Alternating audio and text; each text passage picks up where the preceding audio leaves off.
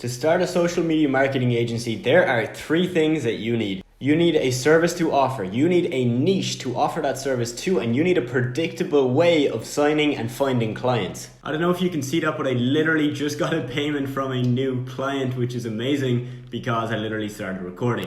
Welcome back to the channel, guys. If you are new, my name is Adam Walsh and I run a social media / digital marketing agency, but I also help beginner SMMA owners start and scale their agency by focusing on outreach and sales to find new clients. Got a bit of a new setup today. I actually purchased a ring light, so we've got the light on here. There we go. And I've also got a plant and I've got a light.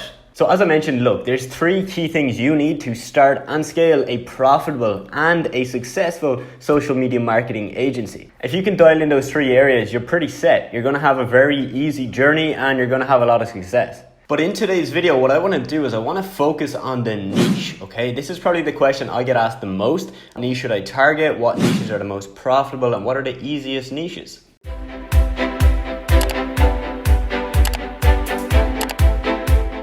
Now, going into 2021, my answer to this question is dramatically different than what I would have said to you about a year ago. As we all know, the world has changed rather drastically in the last few months, and with that, the way you look at picking a niche is going to be completely changed. At the start of 2020, some of the best niches are now in decline. Going into 2021, some of those niches that were amazing back at the start of 2020 are now in decline, and they are horrible niches to go into. So there's two key things that I'm looking at now when I'm evaluating a new niche, and these are the two things that you should look at when you are trying to find the niche that is profitable but also scalable. Some of the great niches back at the start of 2020 would have been things like gyms, restaurants, real estate agents. All of these are very typical and traditional niches that most SMMA owners would target. But the two things I'm looking at now is, number one, is this business and this industry and this niche location independent? So I'm primarily focusing on e-commerce brands,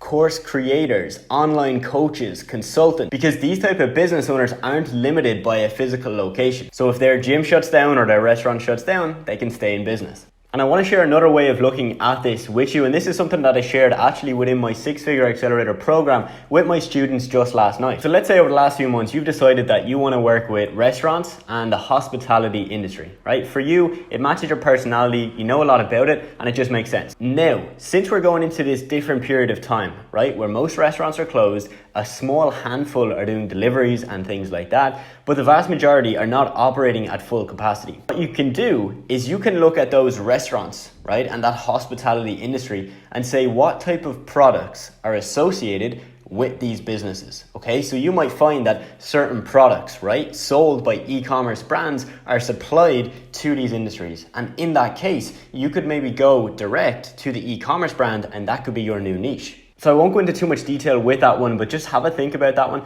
Think about the niche that you have. If you're looking at that industry that you've selected, look at the industry as a whole, not just the service providers, but maybe product sellers as well. And the second thing I'm looking at is this niche and this industry scalable? Again, e-commerce, coaches, consultants, online course creators, great examples of this. And you've probably noticed already that local businesses, the vast majority of them at least, probably 90%, are failing on these two categories straight away. Let's look at your local restaurant, right? It's not location independent and there's a huge cost involved with setting up a new location or expanding their current location, right? So even if they're unaffected by a pandemic, right, they're operating, they're scaling, and they're getting more customers, okay? They don't have the same scalability as an e-commerce brand, right? Let's say an e-commerce brand, it's doing 100 orders per day. If they want to scale up to 200 orders, what they have to focus on is getting more distribution. Okay, and that's pretty easy to sort out. Whereas a restaurant, let's say they're coming in and they've got 200 customers a day and they want to scale, right? They've got demand for 300 or 400 customers a day.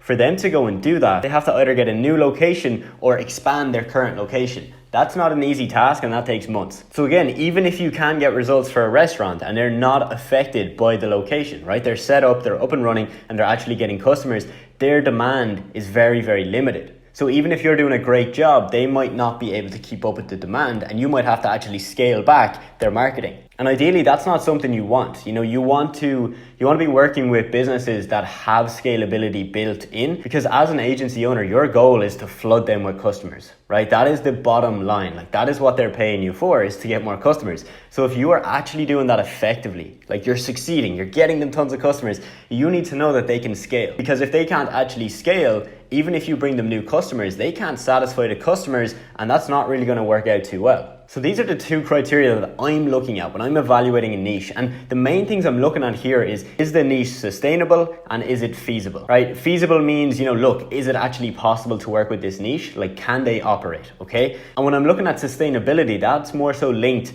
to if they're scalable. Because if they're not scalable, it's not really that sustainable for me as a business owner. Just want to stress the fact that in this video, I didn't want to come in here and give you a list of niches. And the reason I didn't do that is because I know myself, different niches suit different people, right? So I can't tell you what the best niche is, because the best niche is the niche that is best for you. Some general things that I look at when I'm speaking to my students about finding the right niche for them is that, do they know a lot about the industry, right? For example, if you don't know a lot about real estate, it's not a good idea going in and targeting real estate agents, because that's going to come across when you're speaking to them. They're going to understand that you don't fully understand, and that's not going to sit very well with them. So you have to have in-depth knowledge of the industry, but you've also got to empathize with them. You've got to really understand, what does a real estate agent do? How do they make money? How do they usually get leads and clients? And what are the struggles they're having? You need to know all of those things, and if you don't, you better start doing some research. So this is something that I really dive into in a lot more detail with the students within my program. If you do want to learn more about that, shameless plug, the link is in the description if you want to check that out. So to wrap it up, guys, the two main factors we're looking at going into 2021